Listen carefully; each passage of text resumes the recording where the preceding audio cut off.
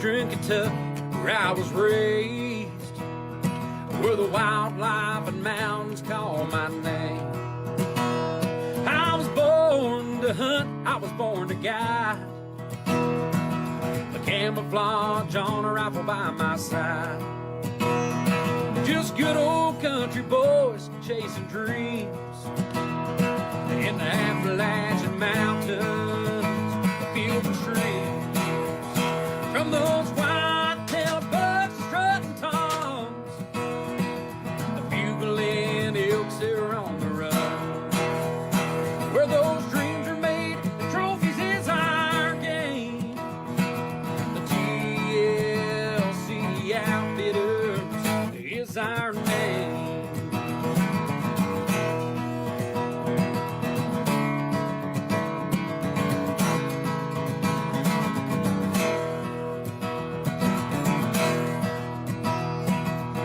The coyotes run all night. It's music to my ears and in my sights. I've got this hunting fever down in my bones. Glad my daddy taught me everything I know. From those white-tailed bucks strutting toms, the bugling elks that are on the run. Where dreams are made, the trophies is our game. The TLC Outfitters is our name. From those white-tailed bucks strutting toms, the bugling elks that are on the run. Where dreams are made, the trophies is our game. The TLC Outfitters is our name. The TLC Outfitters is our name.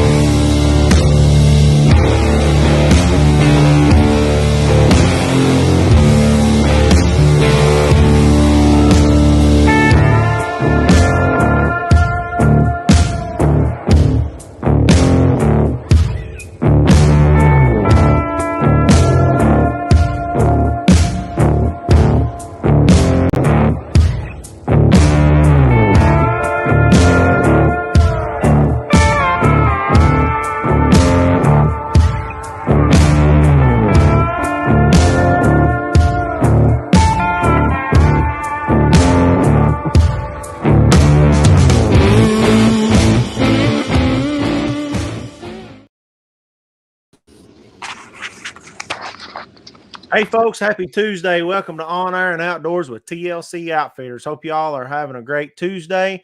Welcome to the show. Thank y'all for tuning in. If you've not done so, please like and share this video. Get the word out there about all things on air and outdoors. And as always, my name's Trinity, and we are joined tonight by, looks like, a very, very busy Matt Woolwine. Baby, what you got going on, man? Hey, buddy, I'm just out here at one of my farm leases and just checking on some things. Just not quite through with the day today, so couldn't be at the house. But I got you, man. I got you. Always something on the farm. When you're on the farm, that you're never out of things to do. That's for sure. no, it's constantly something going on, and a lot of times that's not good stuff going on. That's right. That's right. Man, I'll tell you what, we have to give a huge shout out to our NWTF group here, Cameron Hamilton, Bub Tackett, all the guys for a great Hunt the 606 Expo, man, and Grand National Turkey Calling Championship. It was a great event. We didn't get to attend like we had planned, but we hated that we missed it, but we kept up with everybody. I've talked to Cameron, and it was a great show. We appreciate everybody, all the support and everything that's going out for our local NWTF chapter, and more to come, man. We're excited about that. We got some great news to share coming up too, about some other great opportunities to be able to, as you would say, I guess, practice conservation, be a part of conservation. That'll be coming up a little bit later. We will be talking about that. We appreciate everybody tuning in. Thank you all so much. We've got Miss Kathy Hamilton, Gator Paul. We appreciate you. Hey, Gator Paul, thanks for tuning in. Our number one fan, my mama, says hello. Thank you. Thank you for tuning in, mama. Look here, I'm rusty, man. I forgot to pop them up. There's Gator Paul. Our good old boy, Corey Evans, says, hey, boys, should be bush hogging, Matt. Just kidding. I know. Yeah. I've got some, but I got plenty more to do. Yeah, me too. We've been hitting it hard the last 2 weeks trying to get all these odds and ends in before elk season starts. It will not be long. Angie Evans, thank you. JBR Goat Yard, thank you for tuning in. Tyler Rader, man, can't wait to get you down here and a deer hunt with us. We're looking forward to it. Jackie, thank you for tuning in.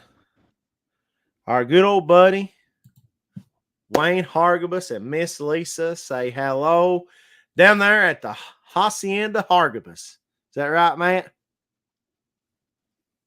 That's right. Hospitality at its finest. That's right. Good deal. Thank y'all for tuning in. We appreciate it. Good buddy J.R. Rowland, Mike Hackworth, and Miss Sadie Tinsley. Thank you all. And there's our very own Mr. Corey Black. Man, I tell you what, a lot of stuff getting ready to hey Corey, appreciate you tuning in, man. A lot of stuff getting ready to fire up. We've got squirrel season already in. Me and the boys here around Prestonsburg took our little annual squirrel hunting trip the Monday after season started there, and we ended up, I think, we went out for a couple hours that Monday morning, and we ended up with 6 total. Seen a lot of squirrels, just not in the right places to shoot. Didn't want to try to lose them or anything like that, but a lot of squirrels, a lot of cutting. That's right, Jimmy. It won't be long, man. Today is the 27th, the 14th, man. The 14th is right around the corner. So we've got, about 19 days, my friend, 19 days. And I know, Jimmy, I know you're excited, man. You got some folks in there, some special folks. You got some family there that's got tags. We wish you nothing but the best of luck on that, man, and I hope they kill giants. I hope they get 400 inchers. So we've got this weekend coming up, the first, Matt. We've got on Sunday, we've got the opening day of dove season coming in. Always a good day for TLC. Saturday, we're going to head. Go ahead, Matt. Sorry. 10. I got 10 right here in my sides. Dove? Yeah. You just got to keep them right there, man. Yeah. Daniel Miller Jr. says, hey, fellas. Hey, Daniel. Thanks for tuning in, man. Hey, Dan. Yeah, appreciate it. Yeah, won't be long, man. And, if those of y'all are out there that are looking for a place to dove hunt, if you go to fw.ky.gov, they've got a list of all the public fields. And listen, folks, most of those public fields are amazing. You can drive out, take a look at them, see if you see anything flying, see maybe how the crop done, and pick one near you. Or if you want to drive out, it is worth a farther drive if you want to go to another part of the state to be able to do that. So don't miss out on Sunday, opening day of dove season. This Saturday, Matt, TLC Outfitters is going to be present down at Bardstown as we ascend on the Rocky Mountain Elk Foundation banquet down there. And we're going to join RD Drew Parker and all those good folks down there in Central Kentucky. And we're going to be represented there with a sponsor table, man. We are excited. Yeah, it's a good time, man. It's supporting a good cause, get to eat good, which, I'm a big fan of. Got a possibility of walking away with a pew and yep. And maybe some other gadgets and gadgets and things like that too. So if you're looking for something to do, a date night for Saturday night, short drive to Bardstown if you're anywhere in Central Kentucky. And of course, Bardstown, bird capital of the world, there's plenty of other things to do if you wanted to show up Friday night and get you a hotel room and partake in some of the things that Bardstown has to offer, and then join us Saturday night at the Rocky Mountain Elk Foundation banquet. That's right, man. We're going to have Tinsley Custom Wildlife there with us, and it's going to be a good evening. Gator Paul says, Matt, did you get and try the Skeeter dope for your beard? I do. And let me tell you something. Yes, I do have the Skeeter dope. And I do think that the Skeeter dope makes a significant difference. What I would recommend is if you are going to go coyote hunting in the Appalachian region when it's 90 degrees outside in late August, I would suggest using the Skeeter dope as body wash instead of simply beard wash. Because let me tell you something, we absolutely got eat up over the weekend. Oh, man. Absolutely got eat up. Yeah. I mean, I'm still itching, man. I mean, and it's hot, man. Had to wear long sleeves, hoods up. I mean, it was bad. It was bad. When it's 90 plus degrees in the middle of the day, and when it's 90 plus degrees by 10 o'clock in the morning, and you're wearing a hoodie sweatshirt in order to keep the mosquitoes off of you, it's pretty bad. How many skeeters did we have around us at one time? I don't know, but it looked like we were harvesting them in the side by side. I mean, there was a cloud of mosquitoes in the side by side with us, and it's like we couldn't drive fast enough to get rid of them. That's right. Gator Paul said you should be here. They're bad down there too. I know. No doubt. Talking about that Skeeter dope, folks, go over and check out all the great products at Trapline Beard Oil. Go over and see what our buddy Brian from North Dakota there has to offer. All handmade items, great handmade and produced by our buddy Brian there from Trapline Beard Oil. Check it out. Go over there to Facebook, give them a like and a follow. And it's not just Skeeter dope, man. It's all kinds of scents. They got deodorant now. They've got beard oil. They've got beard balm. You name it, they've got it. Go over and check them out. Great line of products made right here by a great guy, and not only by a great guy, but by a trapper. So, trapper and outdoorsman. We appreciate everybody from Trapline Beard Oil. Very good, man. Let's talk a little bit about and then I know everybody's been waiting for next weekend, September the 7th, the opening day of archery deer season here in the Commonwealth. We refer to it as velvet season. And, speaking of velvet season, let's show everybody while we were out doing a little elk scouting this weekend, doing a little coyote hunting, and heck, we got a nice buck for boot. So let me see if I can pull that up here and take a look at that. Now this video isn't going to do this buck justice, but this is just a little clip of what we got to offer down here in Eastern Kentucky. People say, Matt, all the time, Eastern Kentucky don't have much in terms of deer. I think we've kind of proven that wrong. Well, and I'll tell you, we talk about all the time that we don't have the quantity of deer as maybe the western part of the state. But let me tell you something. Friday night on the way down to meet you and Friday night on the way down to meet you and Justin, the deer were out in force on the side of the road. So I promise you there's plenty of deer in Eastern Kentucky. Yeah, that's right. Let's take a look at this nice velvet buck we seen this weekend.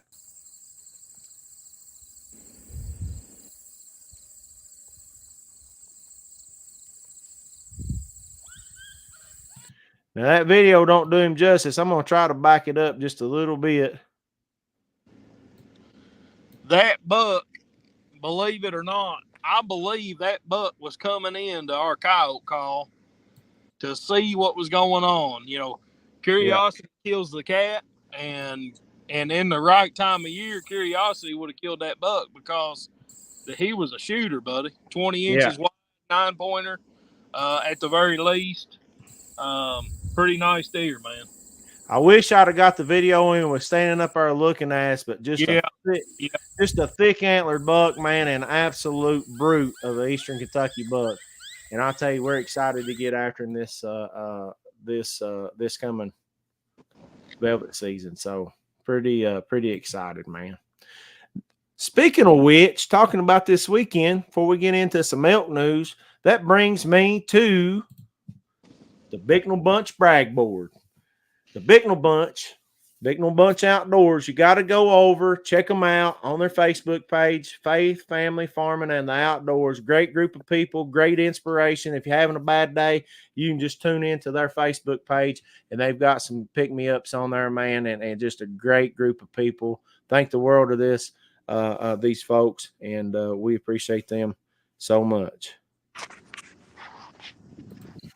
Daniel Miller says, so that's what I've been doing wrong. I should have been using a Cody call for hunting bucks. Hey, that's right. Now, listen. This man has hunted with me one day, I think, deer hunted, and killed a deer. I mean, killed a buck. I don't know what he's supposed to do.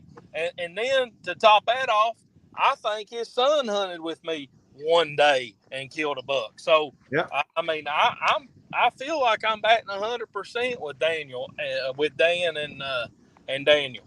Yep, there you go. And I know he's on me about going coyote hunting. And look, all you got to do is tell us when, buddy. Have you got that video on here? The sound. I do have that video on here. Dan. Let me tell you something. It's time. We need to find a time for you to come coyote hunt with us. Right now's the time. Yeah. He says, LOL, true. You're 100% batting 1,000. So before we get to the Bicknell Bunch brag board, let's take a look at our little prelude to our coyote hunt this weekend.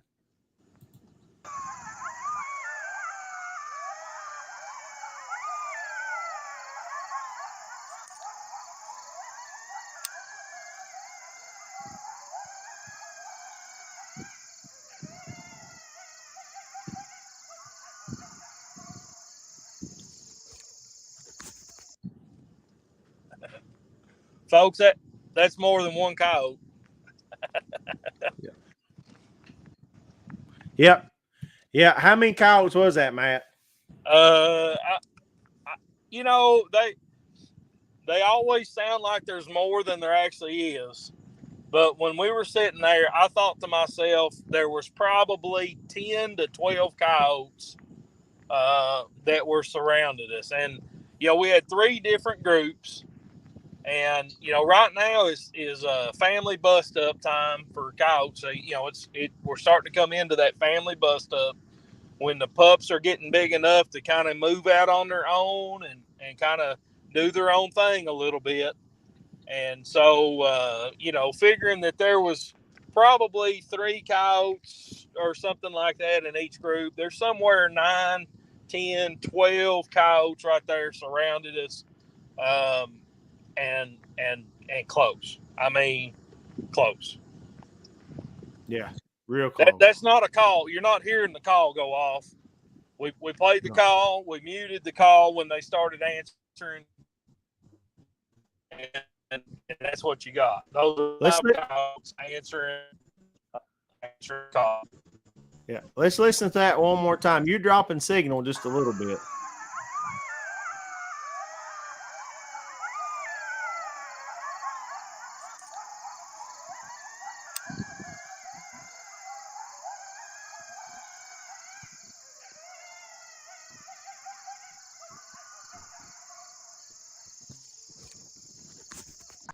Yeah.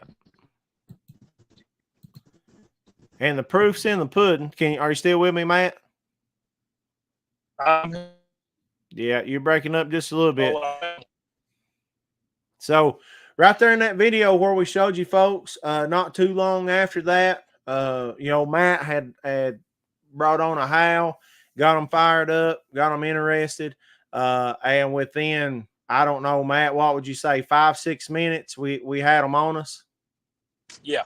Yeah. Yeah.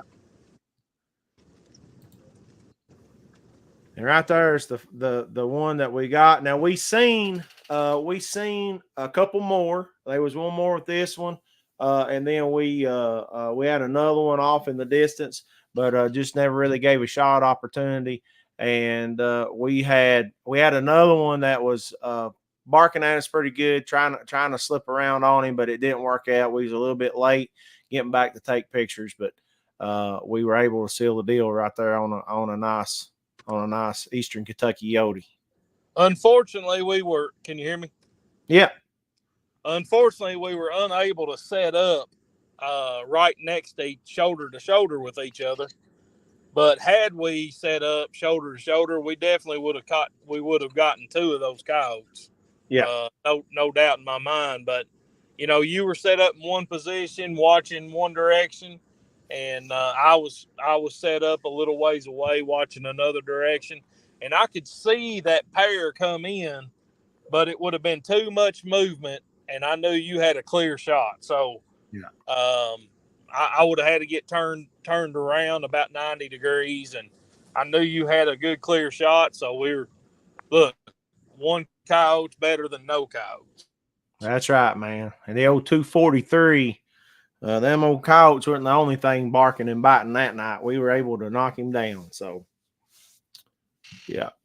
And then we went out the next day and we had some more success.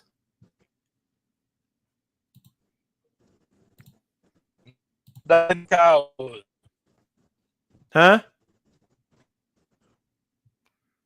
Breaking up. Can you hear me? I can hear you good. Yeah. Another good day in the coyote woods. Yeah, another great day. We went out, went to another property, got to set up, got the win. But in good old, I mean, and we've seen it down there in Central Kentucky too, man. And I tell you, I'd sent you a video. It was talking about deer hunting the other day. But if you don't have, and we've talked about this several days. You look at that win. We've got several apps. We got apps we pay for. We got different things. We look at several apps when we're determining wind direction, and not only that, but we use wind indicators and things. But if you don't have a consistent wind, if you don't have that wind really, what would you say, over 5-6 miles per hour? If you're seeing that wind down in that 2 to 3, I mean, you've got that swirl. I mean, it may be east now, west later, and that's really what happened to us first stand out of the gate on Sunday morning. Yeah, hopefully you can hear me, but I can hear you. We had a pretty good setup, but we needed a more consistent, higher velocity wind. And what happens is, when you don't have much of a wind, instead of a scent cone, you kind of get a scent bowl where that scent goes 360 degrees instead of in one direction. And so, we spotted that coyote. He come in, slipped in, what would be, I mean, there was very little wind going, but he came in what would be considered the downwind side.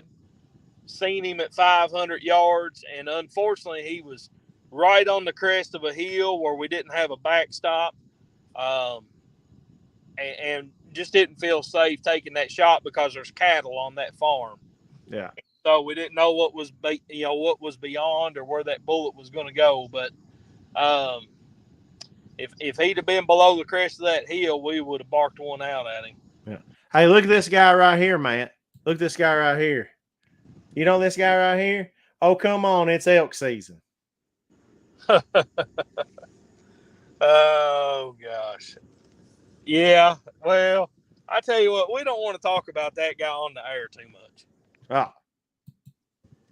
Let's save our criticisms until Saturday when we're all face to face together.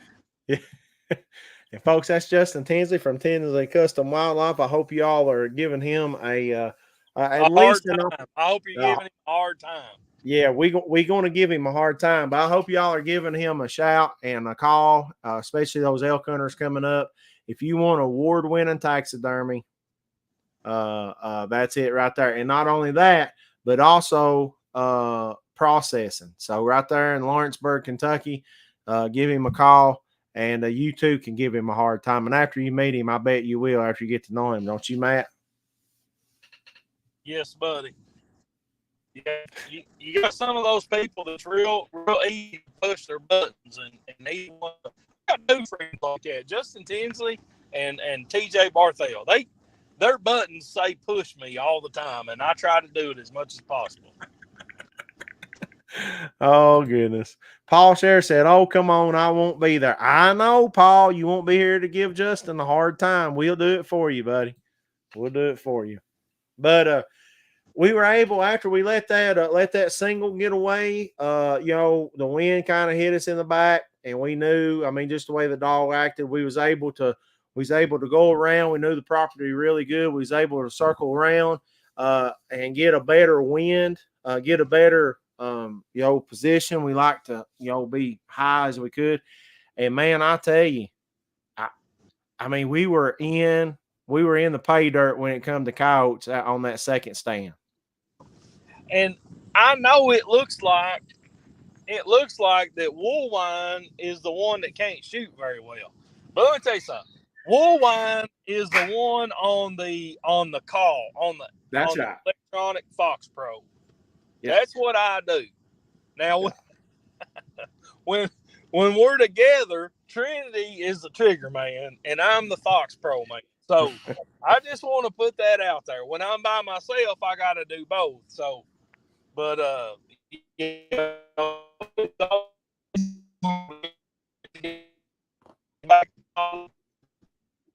you're breaking up.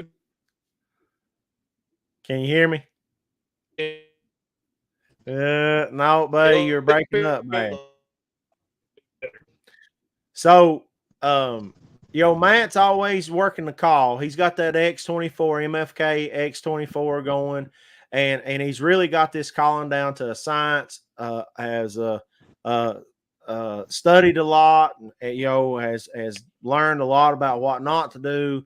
And, there's a lot of things. There's a lot of science that goes behind this coyote hunting, and you can really, step up your success by knowing, what to do, when to call, everything.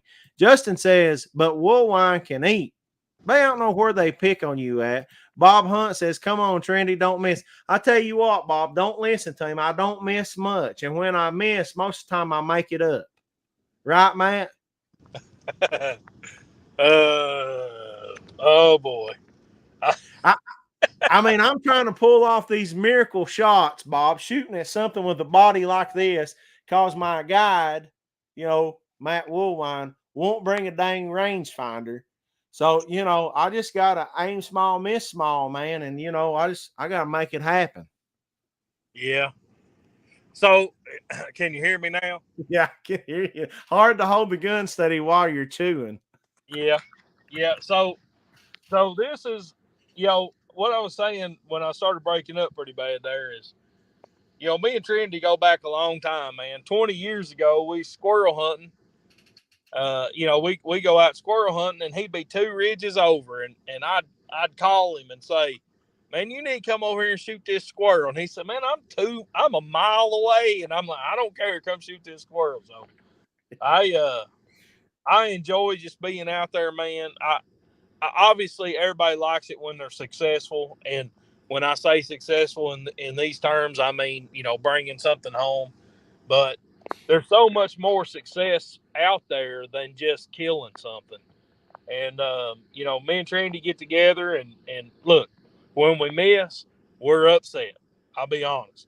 But 5 minutes later, we found something else that we know we're blessed with, and it is so much fun to get out there with a good friend and chase these coyotes around. And there's something to talking to those animals and having them respond. I mean, people talk about turkey hunting, people talk about duck hunting. This coyote hunting's the same way, man.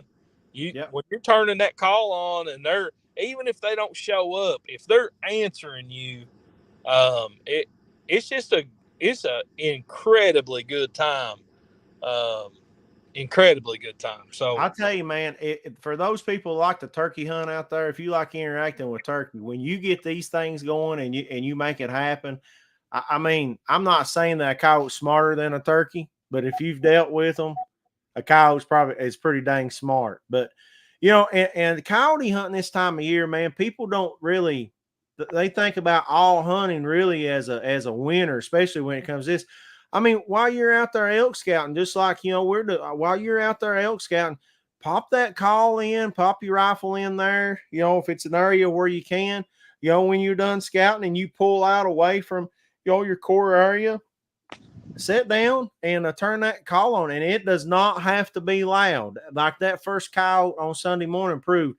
That joker came. I mean, we seen him at 500 yards, and you had the call dialed way down, and he pinpointed it immediately.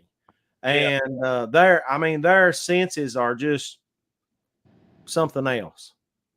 Yeah, John Collins is kind of the guru of coyote hunting around here, and works for Fox Pro. Is from Central Kentucky, and good friend of ours. We've had him on the show in the past. If people don't know who he is, they can go back and check out that episode. But the fact is that I heard him in a seminar one time, and he said that out west, I can't remember if it was Kansas or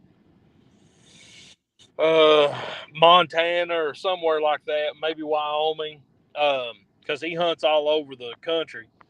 But he said they called in a coyote. They ranged him at 1,700 yards when they first seen him. And it was mouse squeaks on volume 16. Now, The X24 goes up to volume 40. So you think about that, mouse squeaks on 16, and that coyote was able to pinpoint that and start coming from at least 1,700 yards away. And,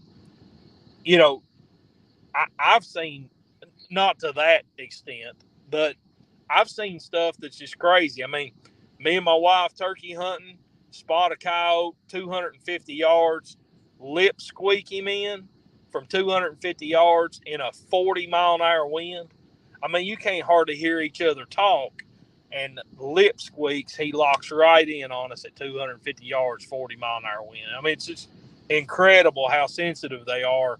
So that's one thing that I've learned is keep the volume down a little bit, unless you're playing just an all-out fight, Yeah. So anyway, just a little tidbit that I've learned and why I learned it. That's right. So, yeah. And man, I really urge everybody, throw a collar in your vehicle, in your side-by-side, whatever, and give it a try.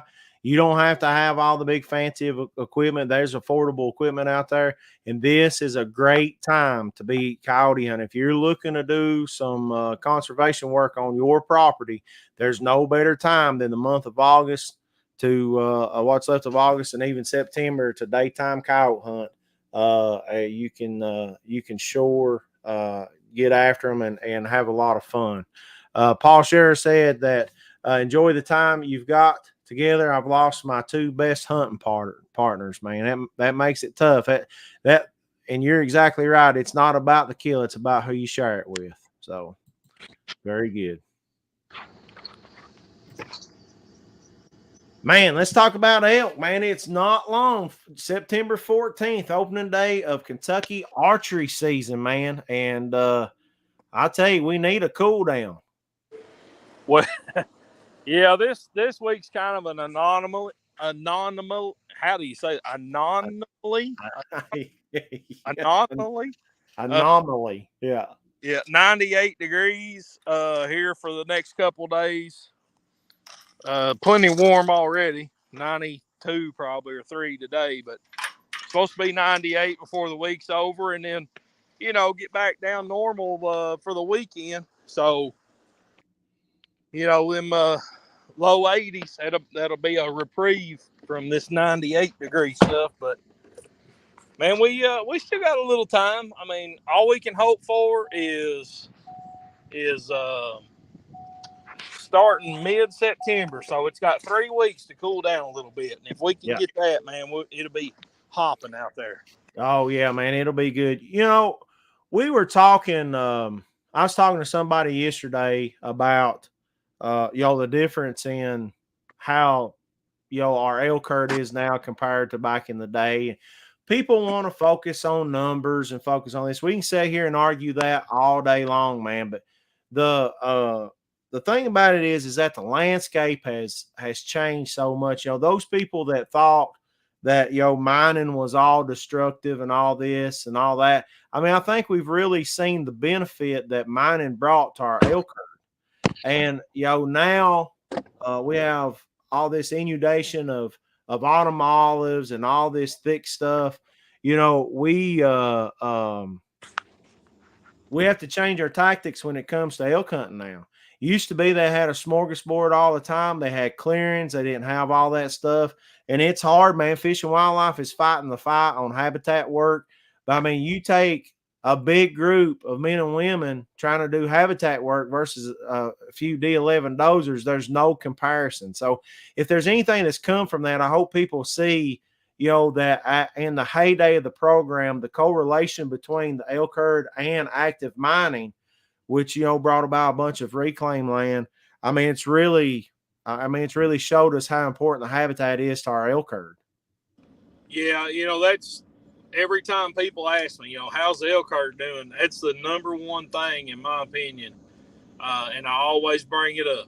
Coal mine, the absence of coal mining has absolutely crushed the elk herd. And that constant movement of dirt and that regulation to hydroseed and stop erosion, it gave such great habitat and sustainable food stores to a big herd of elk.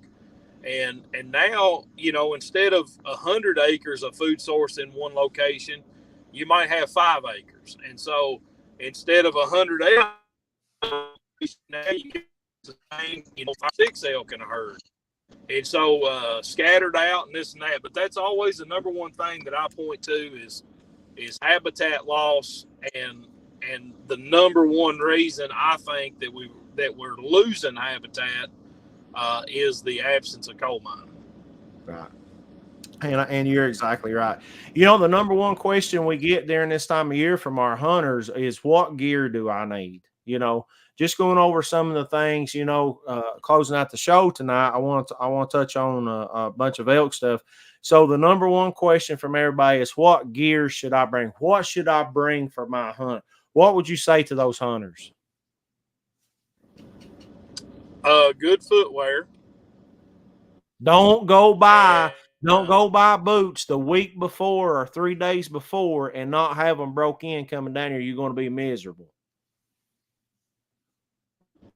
Good footwear and lightweight, breathable clothing, especially if you've got a archery tag or a first, second week bull tag.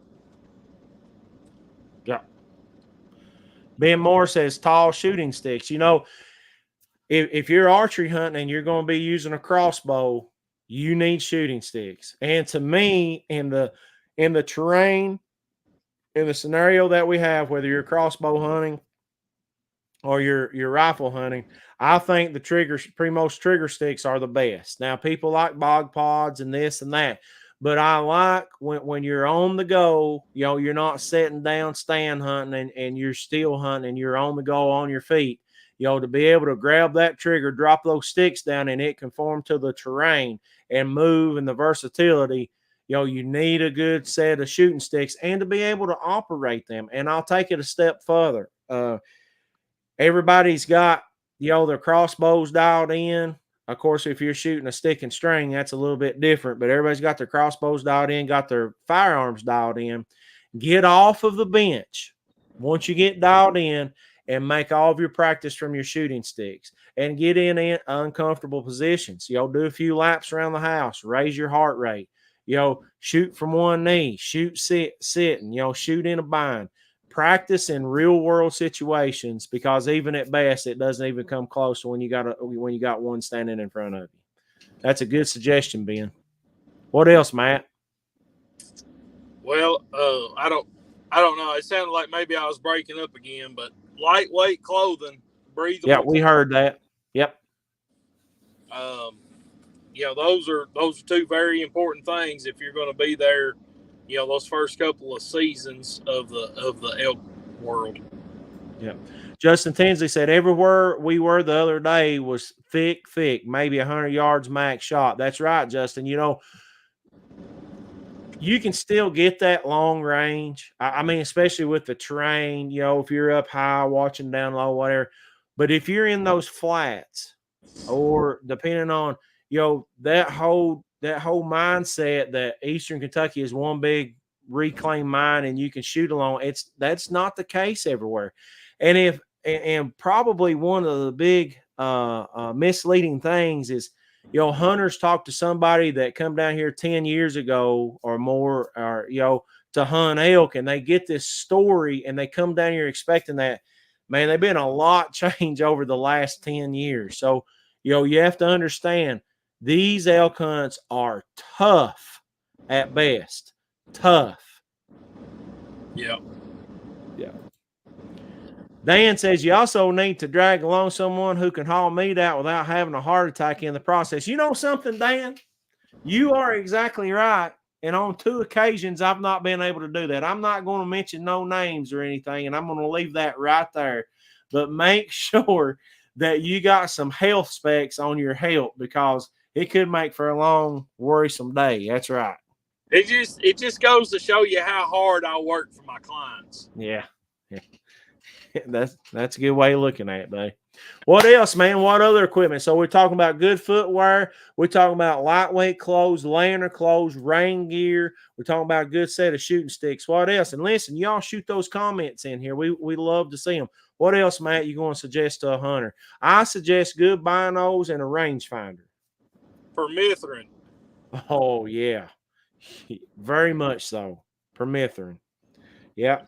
And for those that maybe, I'm sure everybody on here knows what permethrin. I hope everybody watching knows what permethrin is. But permethrin is what we treat our clothes with to help prevent ticks. It's good stuff, usually good for 7 washes, and it works. We're treating our pants, especially around our boots, especially around the cuffs and around the waistline and everything. You don't spray it on your skin. You treat your clothes with it. And remember, permethrin is deadly. If you got a house cat, you got outside cats, you want to spray that stuff where it's not going to get in it, because permethrin is a death sentence for cats. So remember that. Gator Paul says you need a skeeter dope. Yes, you need something. Skeeter dope's a good start, but don't leave your permethrin at home. That's right. That's right. That's just a few things. I always tell people to bring a day pack. Don't bring a heavy pack. If you've got a frame pack, bring that frame pack.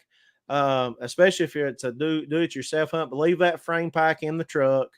Unless you got it, like I've got one that converts from a regular pack into, it's got an internal frame in it and everything. I can do everything I need to. It's a Badlands pack.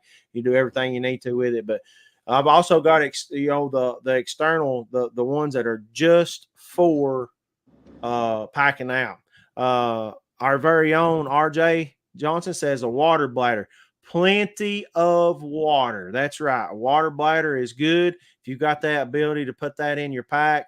If you got some kind of, I don't suggest water bottles. Worst thing in the world, you put them water bottles in that pack or in your pocket, and you're going out there and it's crimpling and making all kinds of sound and everything. Make sure you got a hard-sided water bottle. Dan says in seriousness, as elk newbie, what caliber rifle is ideal for Kentucky elk?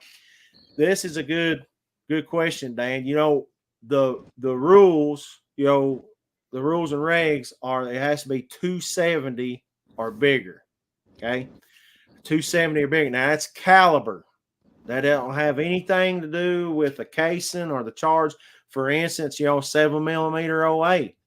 7mm 08, you can, which is a 284 caliber, but a smaller, 308 casing, you can hunt 7mm 08. But for me, the ultimate elk rifle is that 300 variety.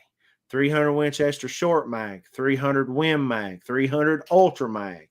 I'm that's my go-to. That's my pick. There's a lot of good calibers out there, but as Matt and I have talked about, really it's the one you're most comfortable with and the one you practice the most with. And you need a ballistic chart. You need to have a lot of range time, and you need to be able and knowing what not to do. Knowing in many different shot variations where to place a bullet, when not to shoot, that is important when it comes to any caliber. I hope I answered that. Matt, you got anything to add to that? I pulled into a bad spot, but if you can hear me good, I can hear you. The 300 calibers, I agree 100% with. That's my favorite. I prefer 300 Win Mag. Ultra Mags tend to get a little bit heavier to carry. Ultra Mags tend to be a little bit of an overkill, but the 300 Win Mags is probably going to be my favorite caliber. But also, there's some new stuff out there like the 6.8 Western, and I would highly recommend that as well. Actually lended our, I'll say our, but it's Jill's new 6.8 Western. Lended that to a friend of TJ's for their elk hunt coming up in 19 days out in Wyoming. So hopefully Jill's new 6.8 Western will be tagging a Wyoming elk here in the next couple of weeks. Yeah, man, that'll be awesome. That will be awesome. Yes, there's a lot of great calibers, new calibers out there. That 6.8 Western is basically a 270 Magnum, and it is it is hot. And you cannot hunt with a 6.5 Creedmoor.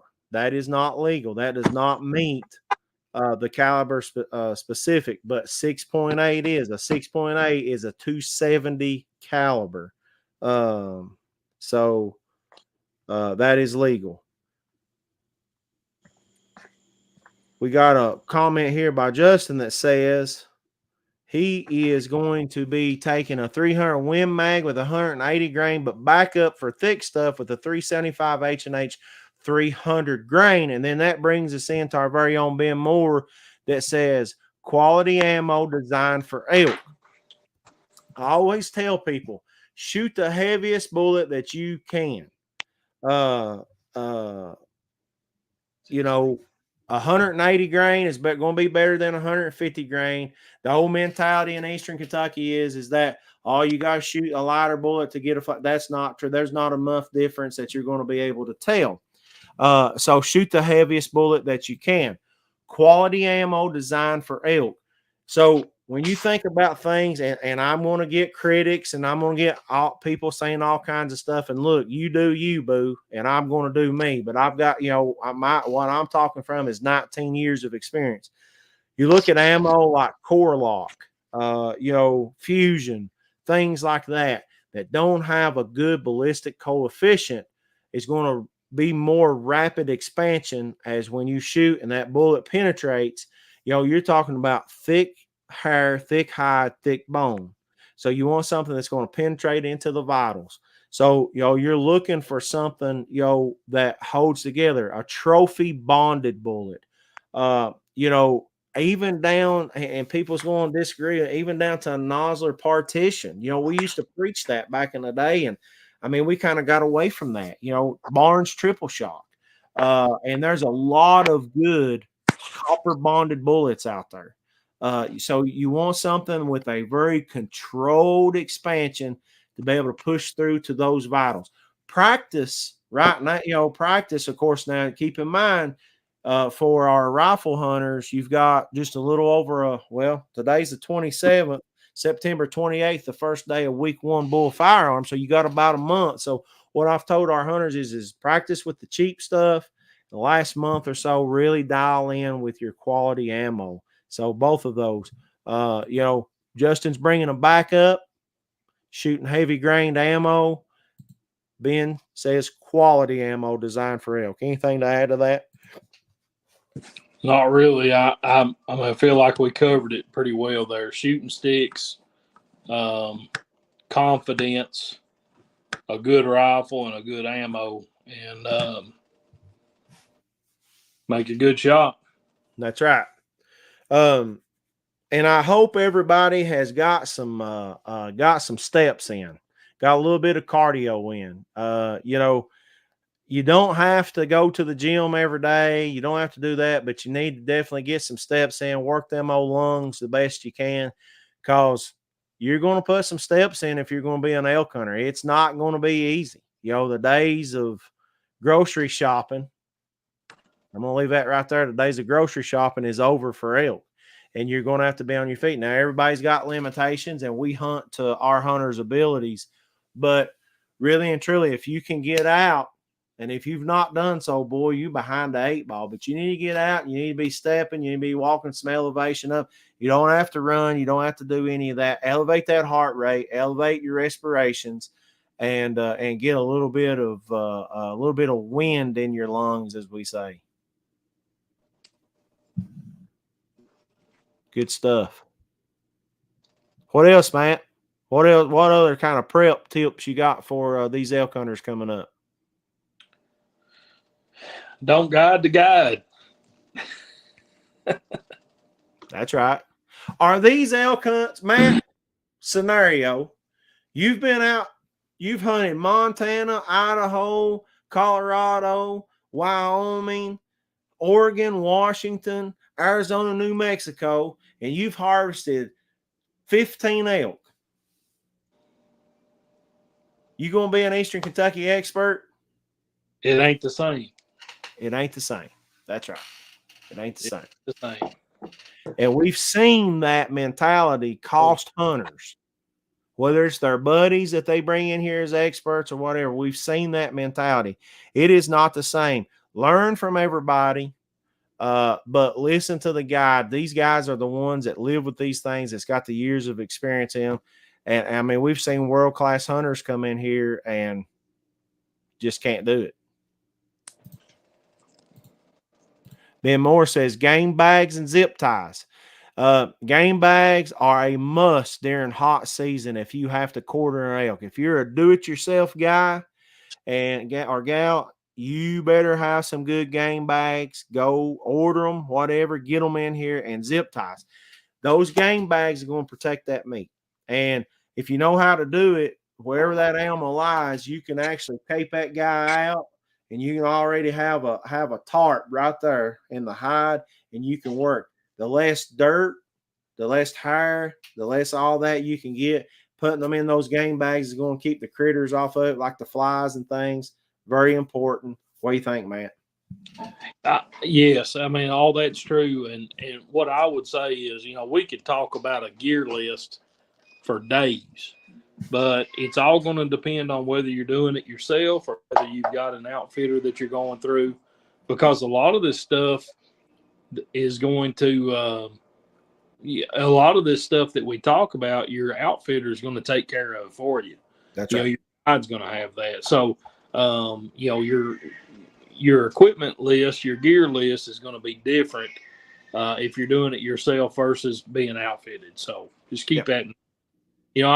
What's funny is I said, TJ's going on this hunt here in a couple weeks. And so if you go to Rocky Mountain Elk Foundation and you do a little bit of search there, you can find a recommended gear list.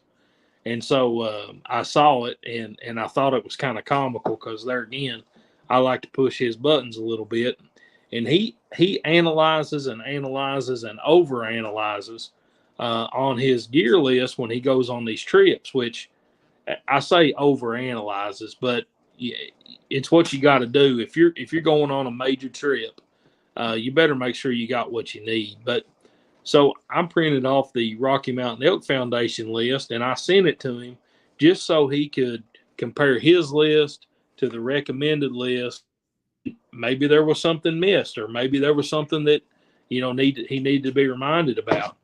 and he responded and he said, "I'll be sure to take my jerky gun." So on the Rocky Mountain Elk Foundation list, it recommended taking a jerky gun. So depending on how long you plan on being on your hunt, you might need to preserve some meat while you're there. So there you go. Ben brings up a good point. Yellow jackets are bad this year. If it is dry, they will find your elk before you do. You got that right. It is the worst I've seen.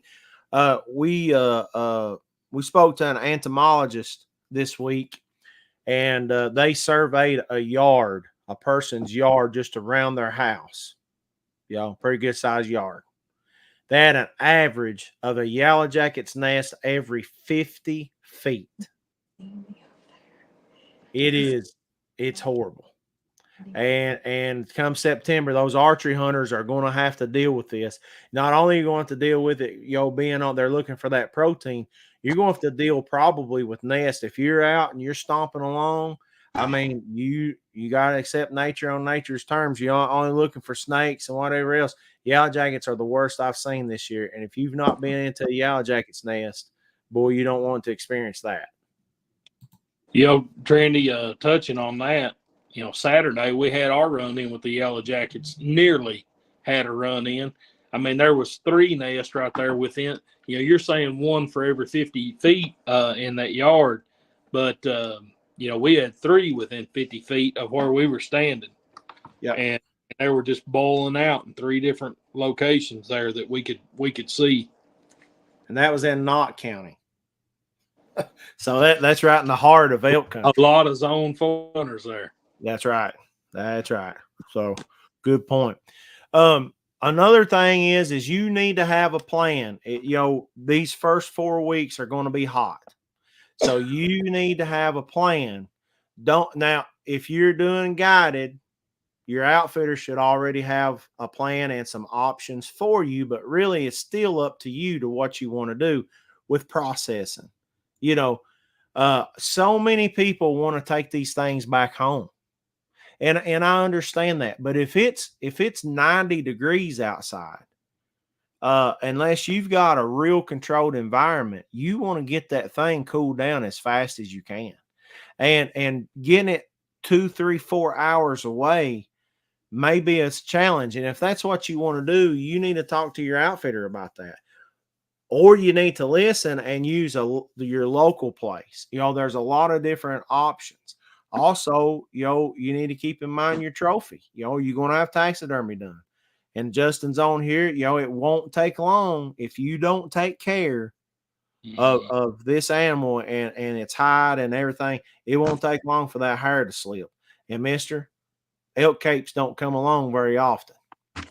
So, you need to be thinking about all this. What are you going to do if you harvest? What's your plan? Yes, your outfitter will help you, with retrieval and with, field dressing and getting it out. But you can't be hum-hawing around with what you're going to do with it, or you don't want to throw it in the bed of the truck and say, I'm going to haul it for 5 or 6 hours. May not be a good idea. There's Mrs. Woolwine. They don't be shooing her. She's worked hard today. Shoe, fly, shoe. Tell you what. So, all good stuff, man. All good stuff. And the number one thing, man, I say it every time I talk to somebody, slow down. Enjoy your elk hunt. Some of you all, it's taken 20 plus years to get a tag. And I know everybody out there, 500 elk hunters this year wants to tag an elk. Everybody wants to kill an elk. Here's the realization, folks. Not everybody's going to kill an elk. And, we want everybody to kill an elk. It don't matter who you go with. If you do it yourself, if you go with another outfitter, we want everybody to get their elk. 32% success rate last year overall out of 594 tags. So you need to be mentally prepared to come down here and to enjoy your hunt.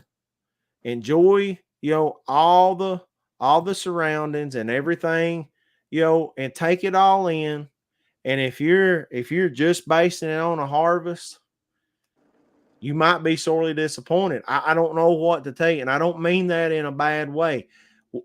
If you are mentally prepared, those folks that come down here that's pushing and pushing and hurrying and rushing, you have a lot of room for error and misses and miscalculations. Where if you come down here and you slow and you listen and you take it all in and you listen to your guide and you do what you're supposed to do, those are usually the folks that can seal the deal in the end. And in some cases, Gator Paul says you can leave the state it was killed in with a hide, head, and bones. That's right. So, Kentucky is now a CWD state.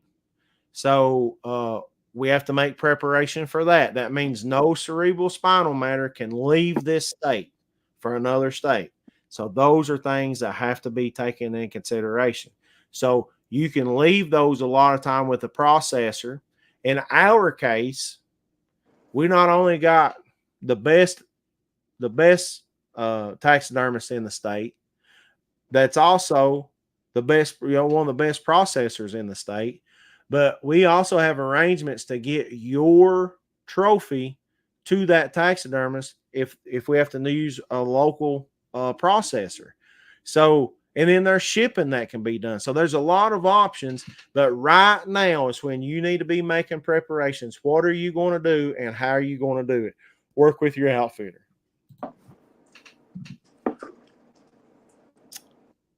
Man, I don't know what else to cover. Do you? Not tonight, buddy. We appreciate everybody It's tuning past in. my bedtime. I know, babe. Old man's got to get in the bed. Old farmer man. Folks, we appreciate y'all tuning in. Like I said, if you've not, let's see what we got.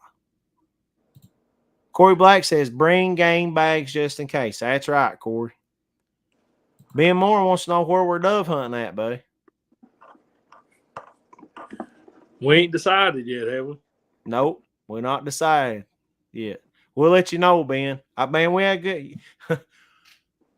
Y'all had a good shoot, and we had a good cooking last year. It was a good time down there. Was that Allen County? No, Harrodsburg. Harrodsburg. That's where we Which is I don't know. I can't come up with it right now. Anderson County. Anderson. And Ben Moore says Anderson. Yeah. It sounds right. Yeah, Anderson County. That's, man, there was 90, what we say, 95, 96 trucks in the parking lot once upon a time. There was, if we wanted to hunt, I don't know that we could have found a spot to hunt. I'll be honest with you, I think we could have shot them right there in the parking lot. But we were hunters of men last year, not doves. We let Ben do all the killing. Yeah. Yeah, that's right. It was a good day, man. Real good day. So we'll get with you, Ben. We'll let you know, brother. Good times, good stuff. So, all right, folks, that's all we got tonight. We appreciate y'all tuning in. Thank you all so much. Remember, if you want to know the creator, look at the creation. And man, has God blessed us all with so many good things. Get out there and enjoy the great outdoors, folks. And if you've not done so, grab a coyote call and get out there and do some coyote hunting. Early in the morning, late in the evening's not bad. Early in the morning, you've got a 15 or 20 degree swing before it gets hot. I mean, it's cool in the mornings, and it's a good time to get out there. Gator Paul says Matt's farm sounds good. He's got quite a few. I'll tell you, if they just stick around, they won't stay here. They leave for greener pastures. So, but tune in here next week.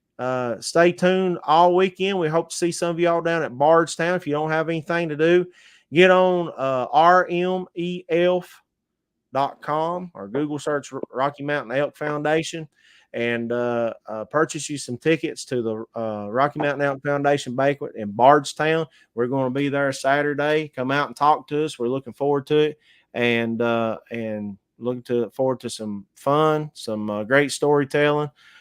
Games and good food. So, Dan, we'll see you next time, man. Hope you have a good one. Thank you all so much, folks. We'll see you back here next week on air and outdoors with TLC Outfitters.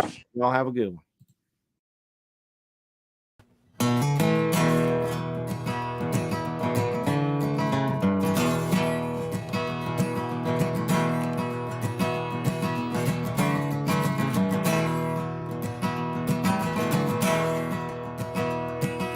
Eastern Kentucky, where I was raised, where the wildlife and mountains call my name. I was born to hunt, I was born to guide, a camouflage on a rifle by my side. Just good old country boys chasing dreams in the Appalachian Mountains, a field of trees. From those white-tailed bucks strutting toms, the bugling elks they're on the run.